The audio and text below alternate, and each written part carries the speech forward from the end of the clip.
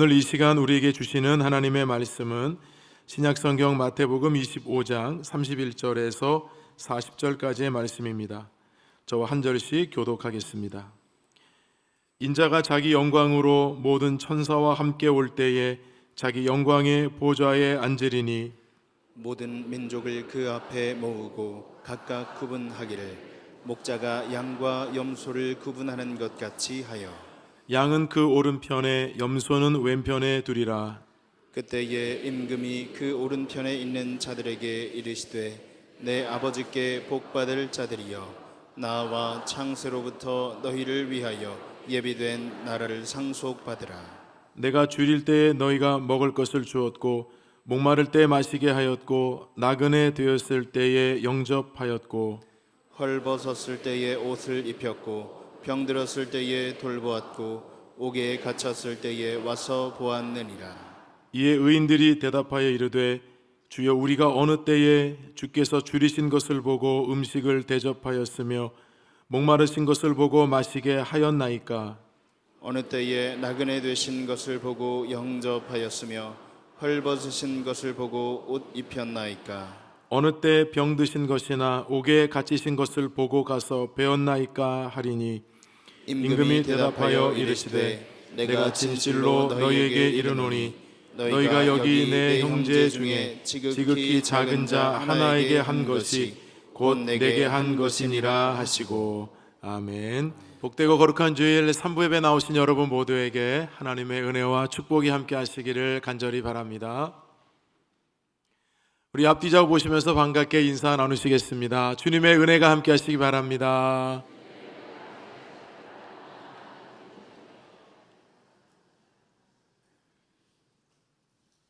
여러분 무더위가 조금 지나가는 것 같죠? 곧 지나가게 될 것입니다. 여러분 마지막까지 건강에 유의하시고 또 하나님께서 여러분의 건강을 지켜주실 줄로 믿습니다. 오늘 소개나지 않았지만 오늘 또 다른 교회 목사님 또 휴가 받으셔서 오늘 저희 3부 예배도 참석하고 계시고 또 이모로 저모로 또 예배 함께 참여하는 우리 모든 분들 하나님께서 기억해 주실 줄로 믿습니다. 지지난주 8월 첫 주일은 우리 교단에서 정한 이단 사이비 경계 주일이었습니다. 이단 전문가들이 말하는 이단 사이비를 구별하는 특징 10가지를 우리 교단에서 발표를 했는데요. 여러분 10가지를 좀 마음에 잘 새겨두시면 여러분에게 매우 유익할 것입니다. 하나씩 제가 좀 말씀을 드릴게요. 첫 번째는 기성신자들에게 접근하여 정통교회를 비판하고 자기들만의 구원을 가르친다고 주장합니다. 그래서 이단과 사이비는 무료 성경 공부와 자원봉사 또는 해외 연수 인턴으로 많은 사람들을 미혹합니다. 절대 넘어가서는 안 됩니다. 두 번째, 교주를 신격화해서 절대시합니다. 따라서 이단과 사이비 교주들은 자신을 하나님 또는 보혜사 또는 재림주라고 말합니다. 다 이 모든 것들은 다 이단과 사이비의 아주 특징입니다. 정확한 특징입니다. 세 번째는 개인적인 각종 위기를 도와주는 조건으로 신앙을 강요하거나 사회적 위기를 부추깁니다. 무료 상담을 해주거나 결혼에 대해서 도움을 준다거나 또는 취업 상담을 미끼로 해서 신앙을 강요하는 것이 이단과 사이비의 세 번째 특징입니다. 네 번째는 교회의 일치보다 분열을 획책하고 가정의 화합보다 해체를 부추긴다는 데 있습니다. 그래서 여러분 이단과 사이비는 교회에 하나도 유익이 되지 않습니다. 뿐만 아니라 가정을 해체한다는 것은 이단과 사이비에 빠지면 집을 나가게 하고 자기 공동체에 머물게 합니다. 그로 인해서 부모와 자녀의 관계도 깨지게 되는 거죠. 다섯 번째는 전통적인 교회에서는 생소한 용어를 사용하거나 성경 외의 경전을 사용한다는 데 있습니다.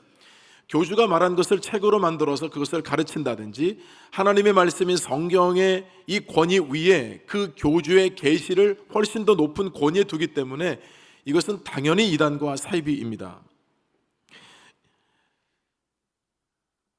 제가 다섯 번째까지 했죠. 여섯 번째는 전통적인 교회의 의식을 부정하거나 마술적인 신앙이나 귀신 신앙을 강조하며 비윤리적인 행위를 서슴지 않습니다. 그래서 이단과 사이비는 성찬과 세례도 부정합니다.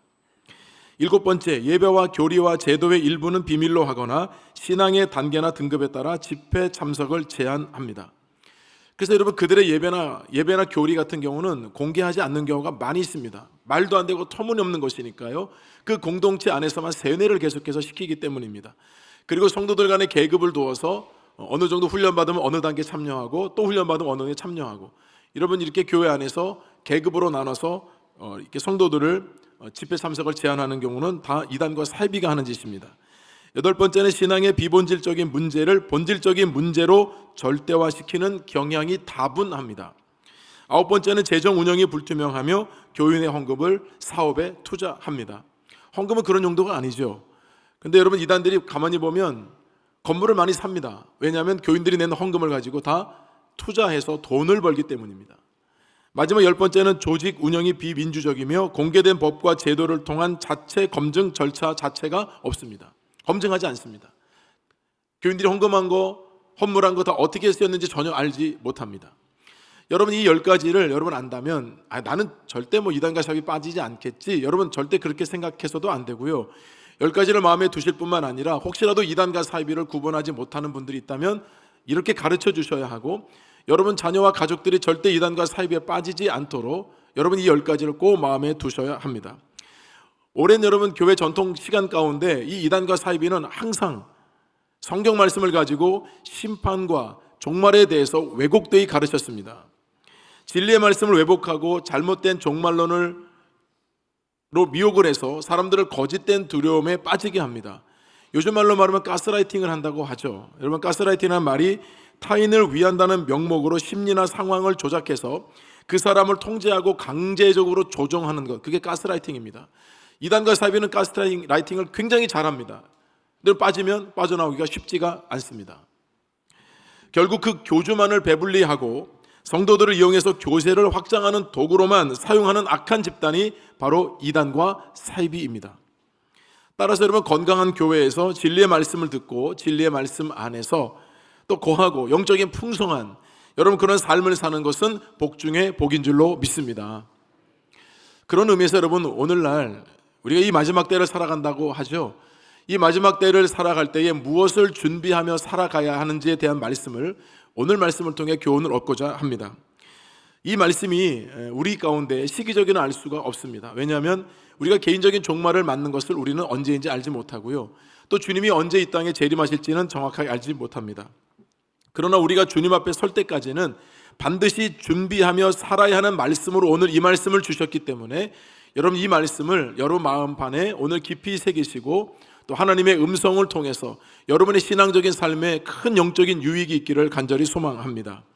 오늘 본문은 예수님의 세 가지 비유, 그 유명한 세 가지 비유가 여러분 기록되어 있는데요, 이 비유의 말씀이 시작된 것은 사실은 그 앞장인 24장부터입니다. 예수님께서 감람산에 올라가 앉으셨을 때에 제자들이 조용히 와서 예수님께 이렇게 물었습니다.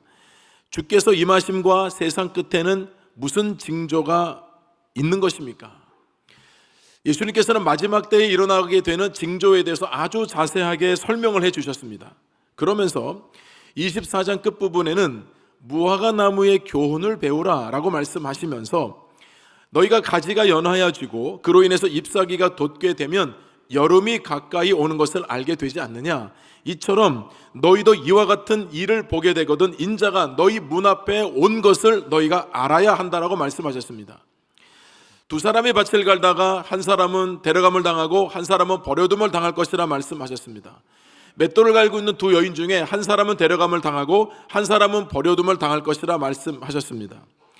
이어서 주님께서는 충성되고 지혜로운 종이 되어야 한다고 말씀하시면서 주인이 자기 집 하인들을 맡기고 잠시 떠났을 때에 양식을 내어주라고 했다면 너희가 어떻게 해야 하느냐, 주인이 말한 대로 양식을 내어주는 것이 마땅하지 않느냐, 그런 사람은 복이 있다 라고 말씀하시면서, 그러나 악한 종은 주인이 더디 오리라 생각하고 친구들을 동료들을 때리고 술 친구들과 함께 먹고 마실 텐데 그러면 주인이 생각지도 못한 날에 와서 그 종을 엄히 다스리시고 벌을 내리실 것이라, 그로 인해서 울며 슬피 이를 갈미 있으리라. 즉 처절하게 후회하며 극한 절망과 고통을 당하게 될 것이라고 말씀해 주셨습니다. 그래서 24장 끝부분에는 이처럼 예수님께서 재림이 가까이 왔을 때 나타나는 현상과 더불어서 이제 25장에서는 세 가지 비유를 통해서 예수님께서 우리들에게 교훈을 주셨습니다. 그 세 가지 비유의 첫 번째는 바로 열처녀의 비유이고, 두 번째는 달란트 비유이고, 그리고 세 번째 비유는 오늘 읽은 양과 염소의 비유입니다. 근데 여러분, 이 비유에 세 가지 공통점에서 우리는 첫 번째 교훈을 얻을 수 있는데요, 그 교훈은 영적으로 깨어있는 삶을 살아야 한다는 것입니다. 저를 따라서 한번 해보실까요? 영적으로 깨어있는 삶을 살아야 합니다. 옆에 있는 분들이 금방 깨어나시죠? 영적으로 깨어나야 돼요. 여러분, 열처녀의 비유는 5명은 미련하고 5은 슬기로운 자라 하셨습니다. 슬기 있는 자는 신랑을 맞이하기 위해서 넉넉한 그릇에 기름을 준비했기 때문이고, 미련한 5은 준비하지 못했다고 했습니다. 결국 여러분, 신랑이 언제 왔습니까? 밤중에 왔습니다. 10명 다 잠에 들었지만 신랑이 온다는 소식으로 솔직히 맞으러 나오라고 했습니다. 그때 슬기로운 5처녀는 기름을 미리 잘 준비해 두었기 때문에 신랑을 마중 나가는데 어려움이 없었어요. 그러나 미련한 5처녀는 기름이 떨어졌다는 것을 그때서야 알았습니다. 신랑을 맞으러 나가려고 했는데 기름이 없던 겁니다. 자, 그러면 여러분, 기름을 가지고 있는 이 슬기로운 5처녀가 이 기름이 없는 이 어리석은 5처녀에게 기름을 나눠주면 되지 않습니까? 여러분, 그러면 이 그림이 얼마나 아름답습니까? 서로 나누고 베풀면서. 그래서 그런지 미련한 5처녀는 실제적으로 슬기로운 5처녀들에게 기름을 달라고 요구했습니다. 그러자 지혜로운 5처녀는 말하기를 기름을 함께 쓰게 되면 다 부족해서 쓸 수가 없다고 말하면서 주지 못했습니다. 그러면서 말하기를 지금이라도 기름을 파는 자들에게 가서 기름을 사는 것이 낫지 않느냐고 말했어요. 그러자 여러분, 이 어리석은 5처녀는 바로 기름을 파는 동네로 들어가서 기름을 사러 갔습니다. 아쉽게도 신랑이 그때 도착을 해서 기름을 준비해서 마중 나온 이 5처녀는 혼인잔치에 들어갔습니다. 그렇다면 여러분, 미련한 5처녀는 왜 어리석은가? 신랑을 맞이하러 나간다고 하면서도 정말로 준비해야 될 그 기름을 충분히 준비하지 못했다는 것에 있죠. 신랑을 맞이한다고 하면서도 정말 준비할 것을 준비하지 못했다면 사실은 신랑을 맞이할 준비를 전혀 하지 않았다고 생각할 수 있습니다. 또 한 가지 교훈이 있다면, 도와주고 싶어도 또 나눠주고 싶어도 도와주거나 나눠줄 수 없는 그날 그때가 온다는 겁니다. 여러분, 그때는 아무도 도와줄 수 없습니다. 내가 도와주고 싶어도 나눠주고 싶어도 나눠줄 수 없는 그때가 온다는 겁니다. 그러면 여러분, 우리가 생각할 때 상식적으로요, 예수님이 이같이 열처녀의 비유를 하셨다고 한다면 마지막 결론은 여러분 어떻게 나야 되겠습니까? 그렇기 때문에 기름이 준비되어 있는지 확인하는 삶을 살아라. 그렇기 때문에 기름을 좀 넉넉히 준비하며 살아라. 여러분, 이렇게 하면 이 비유의 결론이 딱 되지 않을까요? 근데 예수님께서는 그렇게 결론을 맺지 않으셨습니다. 자, 마태복음 25장 13절 말씀 함께 읽어보겠습니다. 그런즉 깨어 있으라. 너희는 그날과 그때를 알지 못하느니라. 분명히 여러분, 이 비유는 기름을 준비했느냐 못했느냐 이것으로 인해서 슬기로운 여인과 어리석은 여인이 구분이 된 것 같은데, 예수님은 깨어 있으라는 말씀으로 결론을 내리셨습니다. 여러분, 그렇다면 우리가 여러분 알아차려야죠. 기름을 준비한 것이 곧 깨어 있는 것이라는 말씀입니다. 예수 믿고 구원받으면 천국 가는 모든 준비가 끝났고 나는 이제 더 이상은 뭐 섬김이라든지 수고라든지 뭐 이런 것 없어도 되는 것 아닌가? 그렇지 않다는 겁니다. 매 순간 매 순간이 하나님의 은혜임을 알고 지치고 힘들고 어려운 삶의 자리에서도 하나님의 말씀만이 생명이고 그 말씀을 붙들고 살아갈 때 나의 존재의 의미가 되고 내가 약할 때 강함을 주시는 분이 우리 주님이라는 것을 날마다 고백하며 사는 삶이 깨어있는 삶이라는 뜻이에요. 그러니 여러분, 깨어있다는 것은 어느 한순간만을 뜻하는 것이 아니라 매일매일 매순간 하나님의 말씀으로 영향을 받고 하나님의 말씀을 붙들고 살아가는 그 삶이 깨어있는 삶이고 그것이 곧 기름을 준비하는 삶이 된다는 겁니다. 자, 예수님께서는 여기서 비유를 그치지 않으시고요, 두 번째는 그 유명한 달란트 비유를 하셨습니다. 어떤 사람이 종들을 각각 불러서 각각 재능대로 한 종에게는 5달란트, 한 종에게는 2달란트, 한 종에게는 1달란트를 주고 떠났습니다. 오랜 시간이 지난 다음에 이 주인이 찾아왔습니다. 왜 왔을까요? 자, 우리 19절 말씀 함께 읽어보겠습니다. 오랜 후에 그 종들의 주인이 돌아와 그들과 결산할세. 뭐 때문에 왔습니까? 결산 때문에 왔습니다. 결산. 5달란트 받은 종은 5달란트를 남겼습니다. 주인에게 드렸습니다. 2달란트 받았던 종도 2달란트를 남겨서 주인에게 드렸습니다. 그러자 그 주인이 두 종에게 똑같은 메시지를 주었습니다. 착하고 충성된 종아, 내가 작은 일에 충성하였기에 내게 더 많은 것으로 내게 주리니 내 주인의 즐거움에 참여하라. 그런다면 한 달란트 받은 사람이 문제였습니다. 한 달란트 받은 사람은 그 한 달란트를 땅에 묻어두었다가 그대로 한 달란트를 주인에게 드렸습니다. 그러자 주인이 그 한 달란트 받은 종에게 말하기를 악하고 게으른 종이라 말하면서 한 달란트까지 뺏어서 10달란트 가진 사람에게 주었습니다. 자, 여러분, 그렇다면 이 달란트 예수님께서 비유는 몇 달란트를 받았는가가 중요한 것이 아니죠. 다른 사람과 비교할 필요도 없고요, 내가 많이 받았다고 우쭐할 필요도 없고 내가 적게 받았다고 해서 위축되고 낙심할 필요가 없다는 겁니다. 중요한 것은 주인께서 맡겨주신 것을 가지고 충성을 다했다고 한다면 같은 칭찬을 받게 될 것이라는 것이 두 번째 비유의 핵심 메시지입니다. 마찬가지 주인이 돌아와서 결산을 했다는데 이 비유의 핵심도 있습니다. 그렇다면 세 번째 예수님께서 비유하신 양과 염소의 비유, 이제 여러분이 말씀을 살펴보겠지만 이 양과 염소의 비유는 구원의 은혜를 입고 살아가는 영생을 얻은 사람이라고 한다면 지극히 작은 자에게 관심을 가져야 한다는 것을 말씀하셨습니다. 그렇다면 예수님께서는 첫 번째 열처녀의 비유와 두 번째 달란트 비유와 세 번째 양과 염소의 비유를 통해서 주시는 공통점이 여러분 드러납니다. 첫 번째는 우리의 인생은 죽으면 모든 것이 그냥 그것으로 끝나는 것이 아니라 하나님 앞에 서서 반드시 결산할 날이 오게 된다는 것입니다. 두 번째는 인생의 종말을 맞이하든지 아니면 주님의 재림이 있든지 우리가 생각하지 못하는 때에 갑자기 임한다는 것입니다. 여러분, 세 가지 비유의 핵심의 공통점은 바로 이 두 가지였습니다. 따라서 여러분, 영적으로 깨어있는 삶은 결코 쉽지 않지만 그럼에도 우리가 치열한 삶의 자리에서 반드시 살아내야 할 진리의 말씀인 것입니다.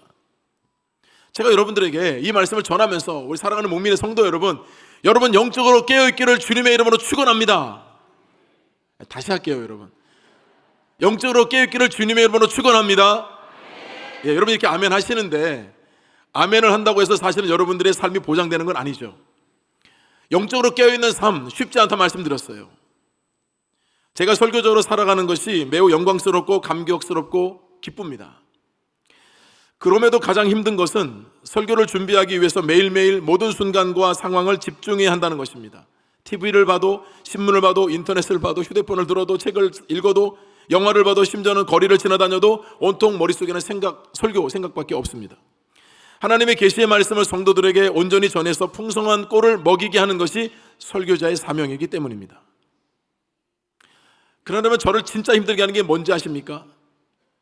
저의 입술을 통해 전해지는 이 말씀대로 내가 살고 있는가라는 생각이 들 때입니다. 물론 설교자도 목사이기 이전에 완전하지 못한 인간인데 어떻게 전한 말씀대로 다 살 수 있겠습니까? 근데 제가 만약에 이런 것을 명분 삼아서 스스로 명분 삼아서 그렇게 살지 않는다면 여러분, 저는 또 뭐가 되는 겁니까? 전하는 대로 다 산다고 하면 교만일 수 있고 목사도 인간이다라고 하면 평신도와 다를 것이 없지 않습니까? 그럼에도 불구하고 이런 생각을 하고 고민을 하면 그래도 조금씩 균형을 맞춰갑니다. 제가 영적으로 잠들지 않기 위해서 하나님 말씀 앞에 끊임없이 머물고 끊임없이 하나님께 기도하면서 조금씩 깨달음을 주실 때마다, 생각을 주실 때마다 그 생각을 그냥 생각으로 치우치지 않고 하나님이 주신 생각과 마음으로 받을 때마다 제 영혼이 살아나고 깨어있는 것을 경험한다는 것입니다. 근데 여러분, 이런 생각조차 안 할 때가 있다고 한다면 여러분, 그건 잠든 것이나 다름이 없는 거죠. 하나님 말씀 얼마든지 전할 수 있습니다. 여러분, 영적으로 깨어있지 않고도 여러분 기도할 수 있습니다. 그런데 영적으로 깨어있다는 것은 이게 앞뒤가 안 맞는 거예요. 정말 영적으로 깨어있다고 한다면 하나님의 말씀이 들리는 겁니다. 내가 영적으로 깨어있다면 정말 기도하는 시간이 여러분에게 조는 시간, 자는 시간이 아니고 영적으로 깨어서 하나님과 영적으로 교통하는 시간이 기도하는 시간이 되는 것이죠. 따라서 여러분, 만약에 우리가 영적으로 깨어있지 못하다고 한다면 주님께서 말씀하신 것처럼 어리석은 다섯 처녀 그리고 악한 종, 양이 아닌 염소가 될 수 있다는 것을 잊어서는 안 될 것입니다. 종말의 때를 살아가는 우리들에게 주님께서 반드시 깨어 있어야 한다는 이 말씀은 매일매일 하나님의 말씀을 마음에 담아두고 그 말씀을 마음에 새기고 그 말씀이 나를 견인하도록 내 영혼을 주님께 맡기면서 하나님 말씀대로 인도함을 받을 때 여러분, 그것이 진정한 깨어있는 삶이 될 줄로 믿습니다. 자, 우리 목민의 모든 성도들이 그와 같이 영적으로 깨어있는 삶이 되기를 주님의 이름으로 축원합니다. 두 번째, 마지막 때를 어떻게 살 것인가? 오른편에 서 있어야 한다는 겁니다. 오늘 오른쪽에 앉은 분들은 수지 맞았습니다. 제 오른편에 계신 분들. 그렇다고 여러분 왼쪽에 계신 분들 문제가 있는 분들은 아닙니다. 예수님께서는 인자가 자기 영광으로 모든 천사들과 함께 올 때에 영광의 보좌에 앉으셔서 구분하신다고 하셨습니다. 32절 33절 함께 읽어보겠습니다. 모든 민족을 그 앞에 모으고 각각 구분하기를 목자가 양과 염소를 구분하는 것 같이 하여 양은 그 오른편에 염소는 왼편에 두리라.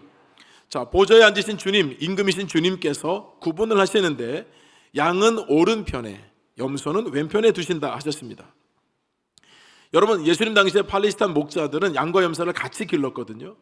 그래서 낮에 풀을 뜯어 먹을 때는 물론 양도 무리를 지어서 또 염소도 무리를 지어서 풀을 먹지만 함께 지내는데 큰 어려움이 없습니다. 그러나 밤이 되어서 양과 염소를 이제 우리 안에 집어넣을 때는 절대 섞어서 넣지 않습니다. 양은 양의 우리에 넣고 염소는 염소 우리에 넣습니다. 그들의 여러분 습성과 성격 이런 모든 것들을 다 알기 때문에 구별해서 여러분 넣습니다. 그러니 예수님께서 양과 염소에 대한 비유를 말씀하실 때 아마 이 말씀을 듣는 유대인들은 이 말씀이 지금 어떤 내용인지는 상황적으로는 금방 이해가 됐을 겁니다. 현존하고 있는 가장 오래된 두 개의 중세 성당 중에 하나가 이탈리아에 있는데요. 이탈리아의 누오보 성당에는 오늘 본문에 양과 염소의 비유에 대한 것을 누군가가 이름 모를 분이 모자이크로 만들어서 지금 이 성당에 있다고 합니다. 여러분, 이것을 보면 예수님께서 가운데 앉아 계시고 좌우에는 대천사인 가브리엘과 미카엘이 있습니다. 그리고 예수님께서 가운데 계시니까요, 오른쪽에는 양들이, 왼쪽에는 염소들이 있음을 보여줍니다. 저는 그 그림을 묵상해 보면서 이렇게 구분되는구나 이런 생각을 했어요.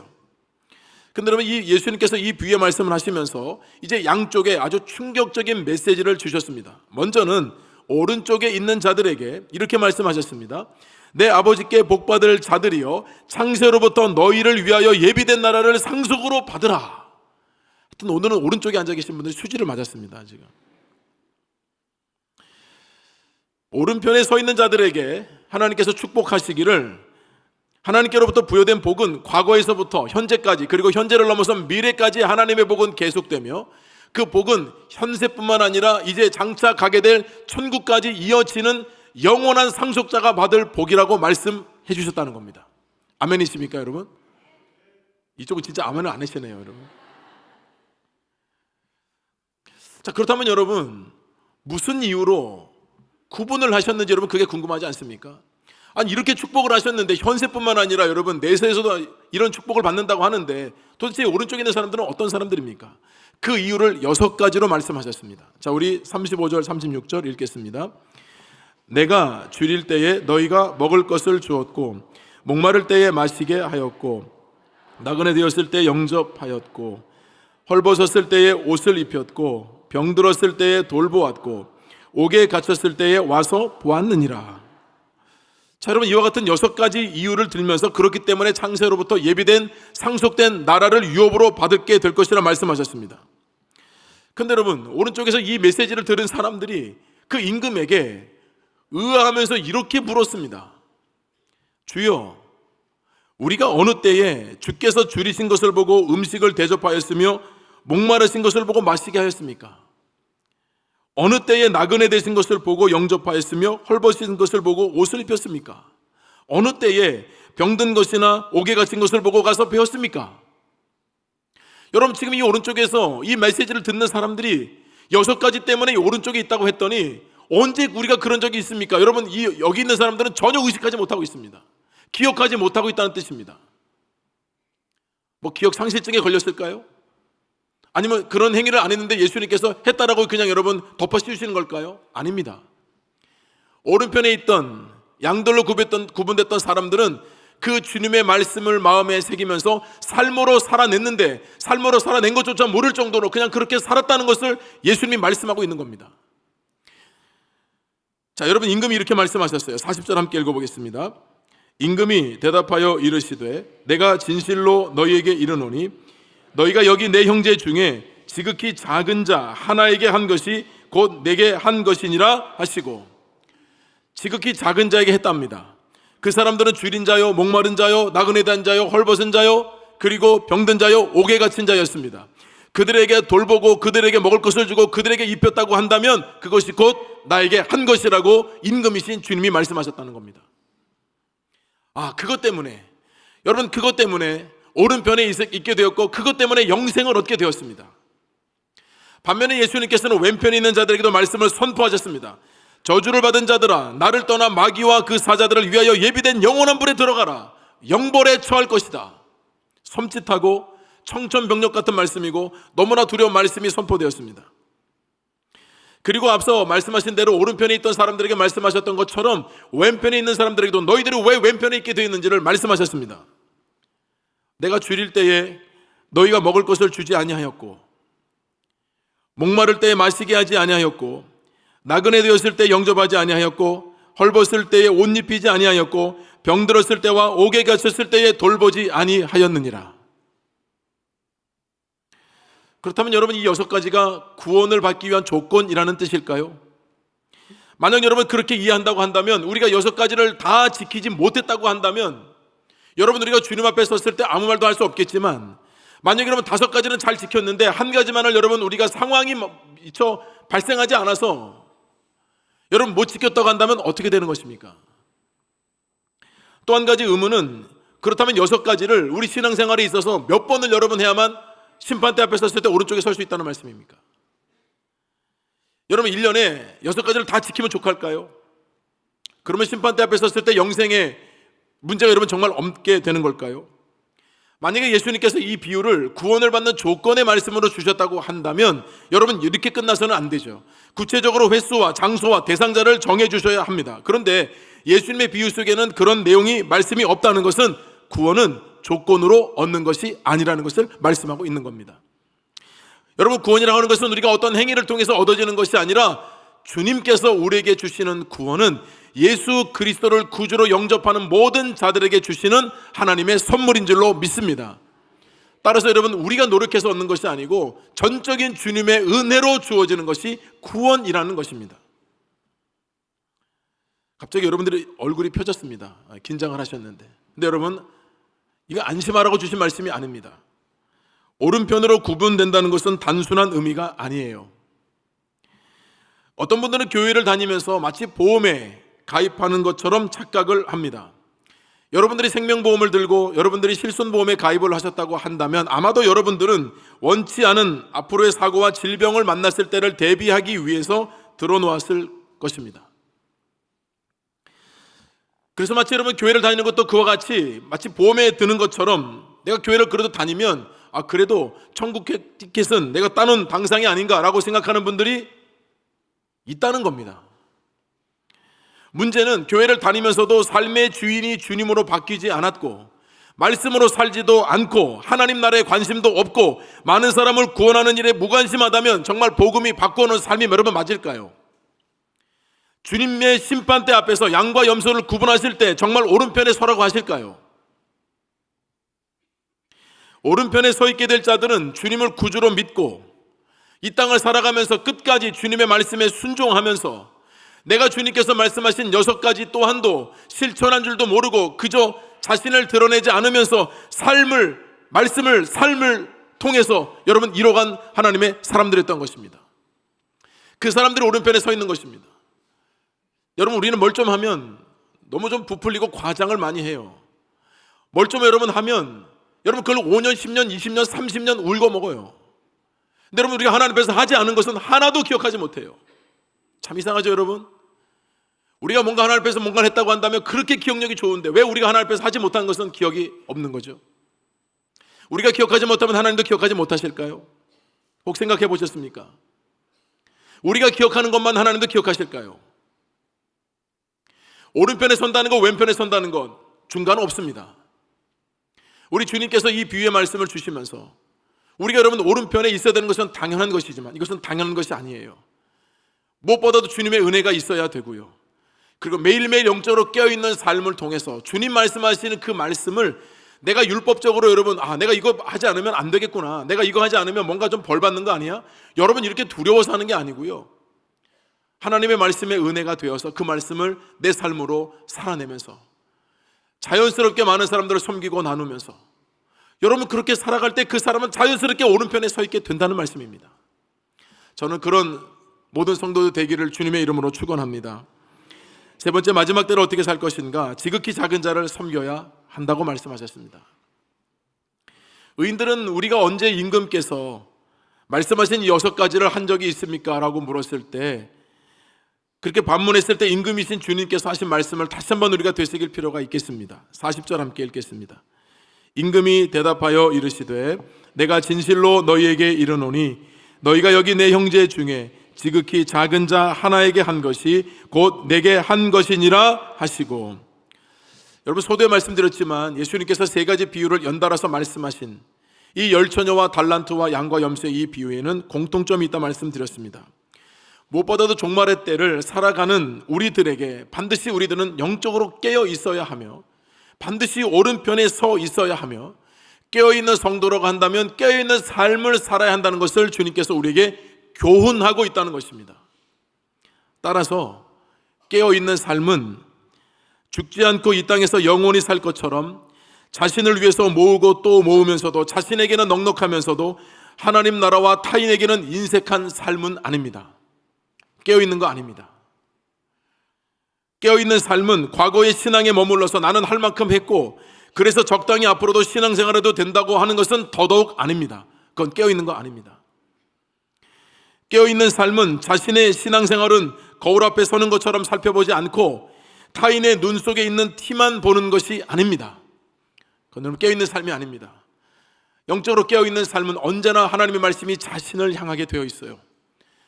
하나님의 말씀이 내 자신을 향하기 때문에 그 말씀 앞에 섰을 때에 벌겨벗겨진 듯한 나의 영혼을 여러분 처절하게 들여다보면서 하나님의 은혜가 그와 같이 그럼에도 불구하고 부어지는 가운데 나를 회복하게 하시고 나를 새롭게 하시는 그 하나님의 은혜로 말미암아서 주일에 여러분 이렇게 예배 오면 한 주간에 지었던 모든 죄도 자복하고 통회하고 내가에게 주어진 한 주간을 하나님께서 주신다고 한다면 내가 지난주와는 다른 삶을 살아야지.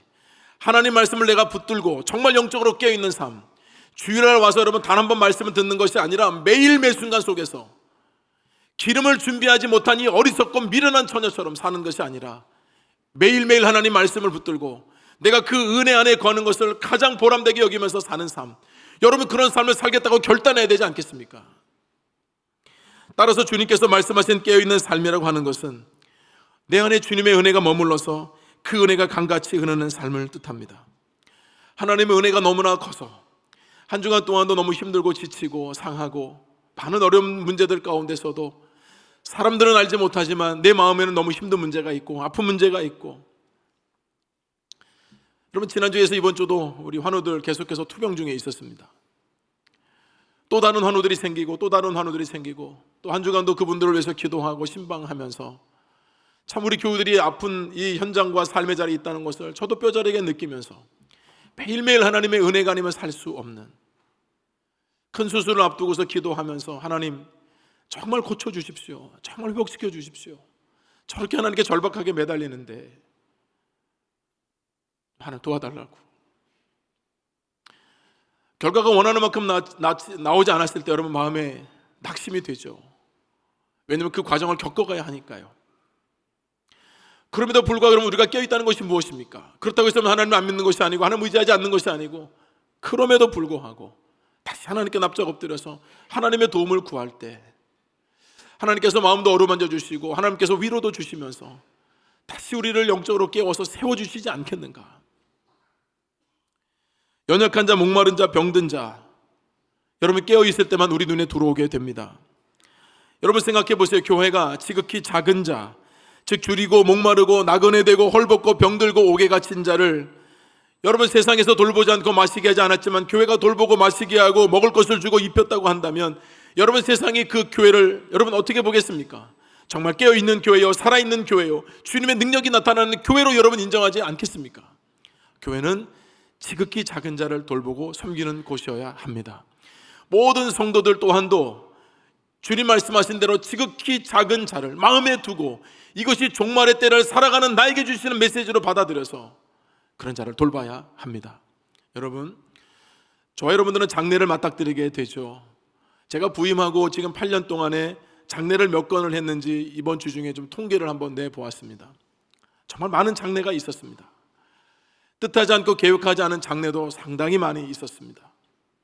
여러분 경험해 보시지만 정말 슬프고 어려울 때는 누군가 찾아주고 누군가 와주고 그러면서 내 손을 잡아주면 여러분 그것이 얼마나 위로가 됩니까? 우리 장례부가 있지만 정말 지방 어느 곳이든 장례가 나는 곳은 다 가서 위로합니다. 저 또한도 여러분 교회 장례를 3일 동안 치르게 될 때는 반드시 천국 환송 예배 마지막 예배는 제가 집례합니다.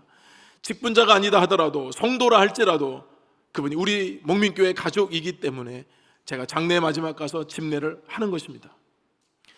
슬프고 어려운 자가 많이 있습니다. 병원에도 많이 계시고 가정에도 계시고 우리가 조금만 돌아보면 연약한 분들이 얼마나 많은지 모릅니다.